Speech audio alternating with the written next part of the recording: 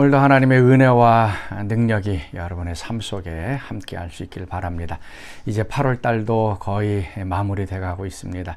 이제 아이들도 학교에 다시 개학을 하게 될 것이고, 이제 모든 것들이 이제 또 정상으로 회복되어질 것입니다. 자, 오늘 토요일 날 우리 선교사님 말씀을 듣습니다. 자, 오늘은 중동에서 사역하시는 우리 하강진 선교사님 말씀 전해 주시겠습니다. 사도행전 27장 우리 1절에서 12절까지 말씀 같이 보도록 하겠습니다. 우리가 배를 타고 이달리아에 가기로 작정되매 바울과 다른 죄수 몇 사람을 아구스도대의 백부장 율리오란 사람에게 맡기니, 아시아 해변 각처로 가려 하는 아드라무테노 배에 우리가 올라 항해할세 마게도냐의 데살로니가 사람 아리스다고도 함께하니라.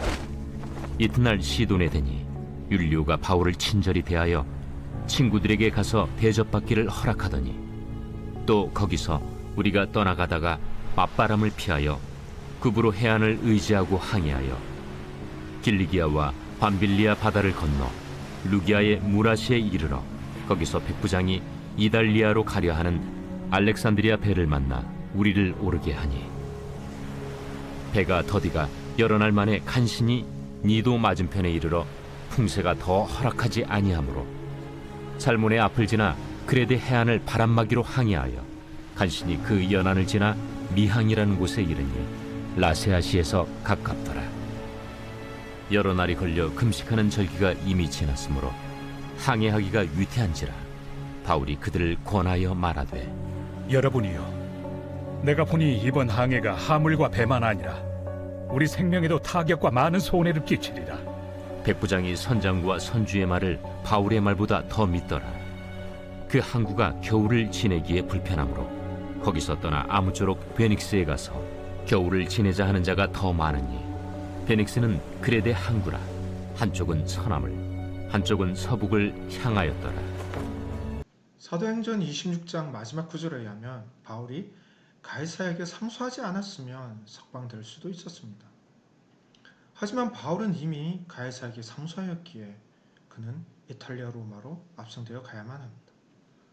오늘 말씀은 바울이 누구와 함께 이탈리아로 가며 어떤 여정을 거치는지 보여주고 있습니다. 바울과 함께하는 사람들은 다른 죄수 몇 사람이 있고, 아구스도대의 백부장 율리오가 있었으며, 바울의 동역자 마게도냐의 데살로니가 사람 아리스다고, 그리고 배를 타고 이탈리아로 가는 여정이기에 배 운항에 필요한 사람들, 선장, 선주, 그리고 선원들이 있었습니다. 바울이 이들과 함께 이탈리아로 가는 여정에 먼저 아드르무테노 배를 타게 됩니다. 아드리무테노는 소아시아의 도시 이름이고 오늘날 터키의 도시입니다. 여기에서 출발한 배가 가이사랴에 정박했다가 가이사랴에서 이들을 싣고 여정을 이어가는 것입니다. 가이사랴에서 이 배를 타고 가이사라, 시돈, 무라에까지 이르게 되고, 무라에서는 알렉산드리아 배, 알렉산드리아를 출발한 배를 갈아타게 됩니다. 가이사라는 이스라엘 고대 최대 항구 도시고, 시돈은 오늘날 레바논의 항구며, 무라는 소아시아 항구로서 오늘날 터키에 있는 곳입니다. 이렇게 아드라무테노 배를 타고 가이사라를 출발하여 시돈을 거쳐서 무라에까지 이르고, 무라에서는 알렉산드리아 배를 타게 되는데요. 알렉산드리아는 애굽, 오늘날 이집트라는 이름으로 되어 있죠. 이 이집트의 북부에 있는 항구 도시입니다. 그래서 알렉산드리아 배를 무라에서 갈아타고 미항에 이르게 됩니다. 미항은 그레데 섬 남해안에 있는 작은 항구 도시고, 그레데는 그리스의 크레타 섬입니다. 아드라무테노 배나 알렉산드리아 배는 곡식이나 화물 혹은 사람들을 싣고 지중해를 운항하고 있었습니다. 이러한 여정 가운데에서 주목할 사건들은 특히 시돈에서 백부장 율리오가 바울이 시돈에 있는 친구들을 만나도록 허락을 했습니다. 여기서 백부장의 친절한 모습을 엿볼 수 있는데요.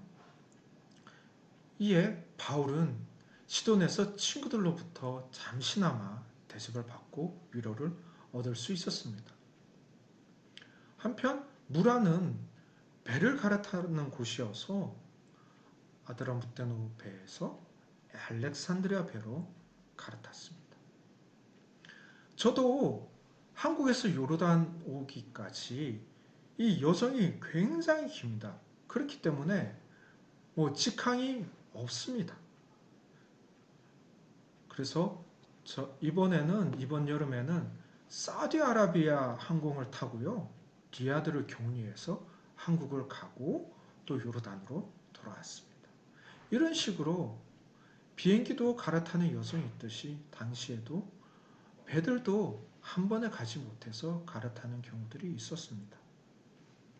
또한 알렉산드리아 배를 타고 무라를 떠나 미항에 이르렀을 때 미항에서는 풍세가 허락하지 않아 겨우 간신히 이른 곳이라고 성경에서 묘사하고 있습니다. 그런데 이 미항에서 의견 차이가 발생합니다. 바울의 의견은 내가 본 이번 항해가 화물과 배만 아니라 우리 생명에도 타격과 많은 손해를 끼치리라 라는 의견을 제시하는데요. 그 이유는 여러 날이 걸려 금식하는 절기가 이미 지났기 때문에 항해하기가 위태하다라고 판단하고 있습니다. 반면에 선장과 선주는 다르게 판단하고 있습니다. 미항이 겨울을 지내기에 불편하다는 겁니다. 그래서 거기를 떠나서 베닉스에 가서 겨울을 지내자라고 의견을 내고 있습니다. 베닉스는 역시 크레타 섬 남쪽의 항구입니다. 미항과 베닉스는 동일하게 그레데 섬에 있는 항구들입니다.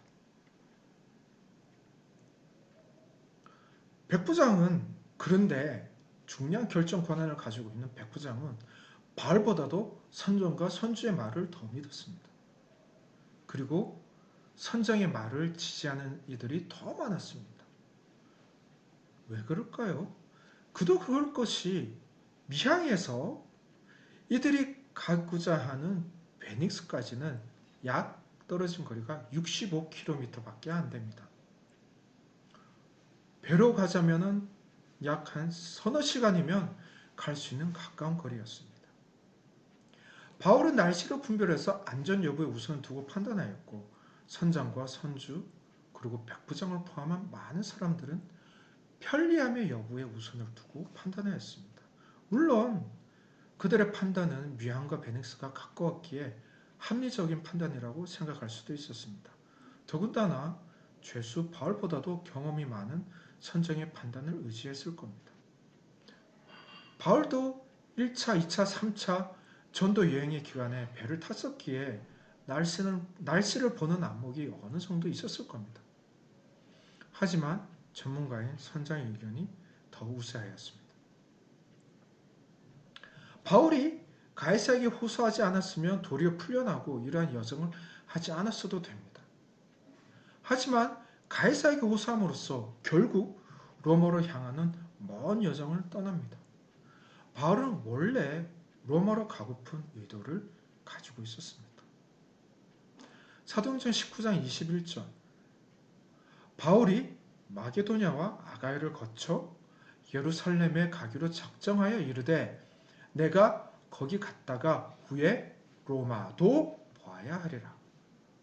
사도행전 23장 11절 그날 밤에 주께서 바울 곁에 서서 이르시되 담대하라 내가 예루살렘에서 나이를 정언한 것 같이 로마에서도 증언하여야 하리라 하시니 주께서 바울에게 주신 소명은 예루살렘에서 증언하는 것뿐만 아니라 후에는 로마에서도 증언하여야 한다는 것입니다.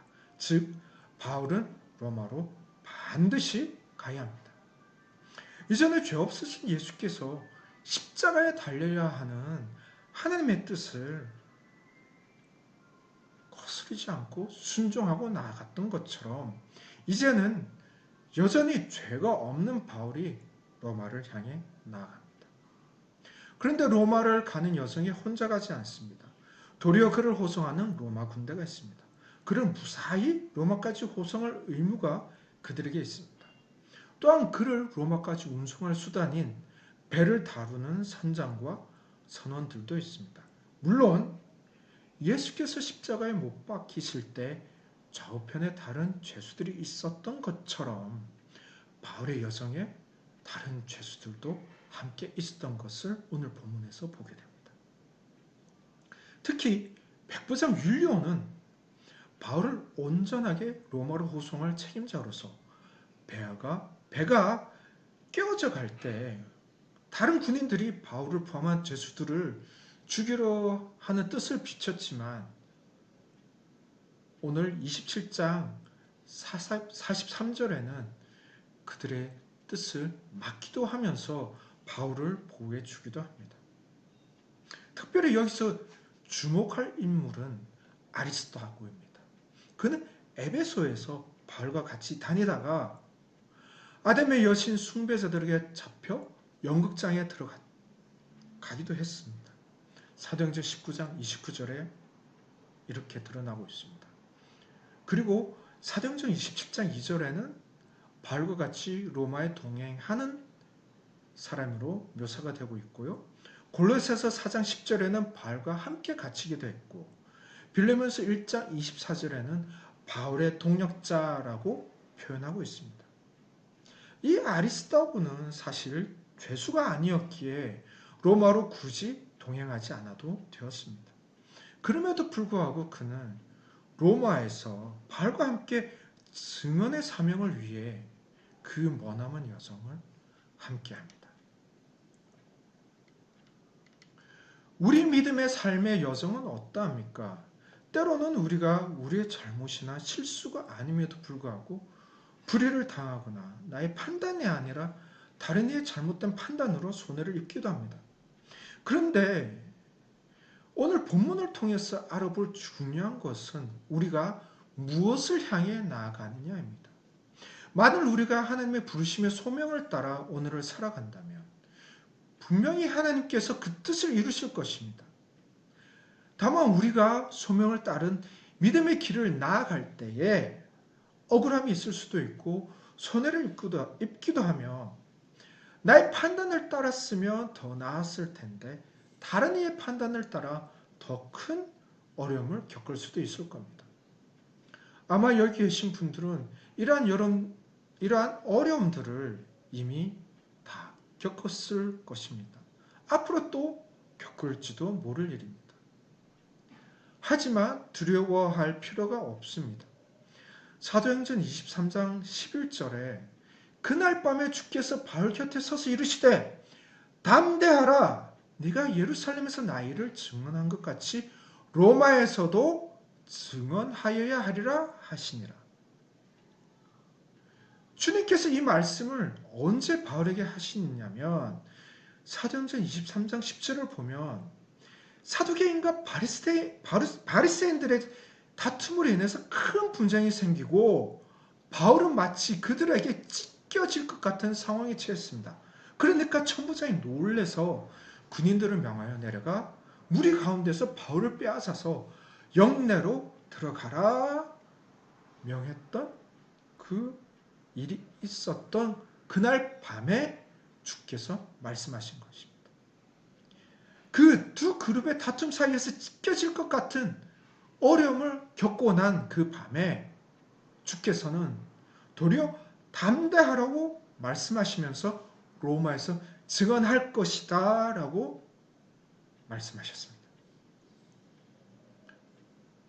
그 로마로 가는 그 말씀의 성취가 오늘 본문 사도행전 27장에서 이루어지고 있는 것입니다. 오늘 우리 각자에게 주신 믿음의 삶의 소명은 무엇인지 점검해 보시기 바랍니다. 그 소명을 위한 삶을 살 때에 하나님께서는 결코 홀로 내버려 두지 않으십니다. 믿음의 동력자, 반려자들이 있습니다. 그리고 교회 공동체가 있습니다. 사회에서 살아갈 때는 믿는 사람들이 아닐 수도 있지만 알게 모르게 돕게 되는 손길들이 있을 수 있습니다. 우리가 부르심의 소명에 순종하여 나아갈 때에 분명코 하나님께서 그것을 이루도록 하십니다. 중요한 것은 우리가 그 부르심의 말씀에 순종하느냐입니다.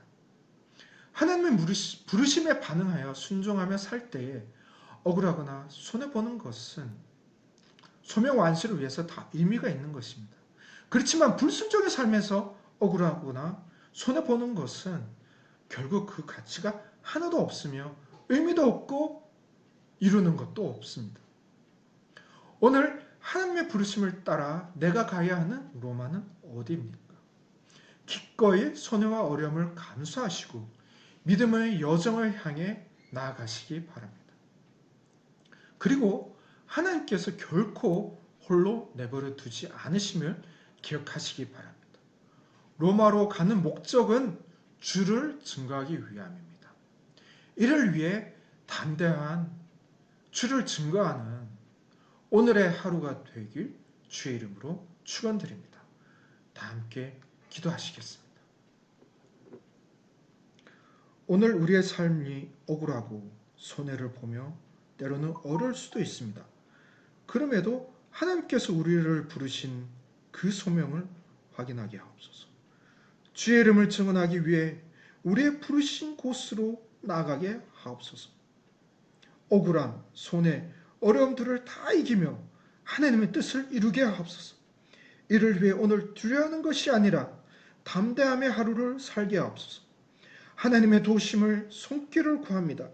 오늘도 우리를 다양한 손길들을 통해 도우시고 하나님의 뜻이 이루어지는 것을 보게 하옵소서. 예수 그리스도의 이름으로 기도드립니다. 아멘.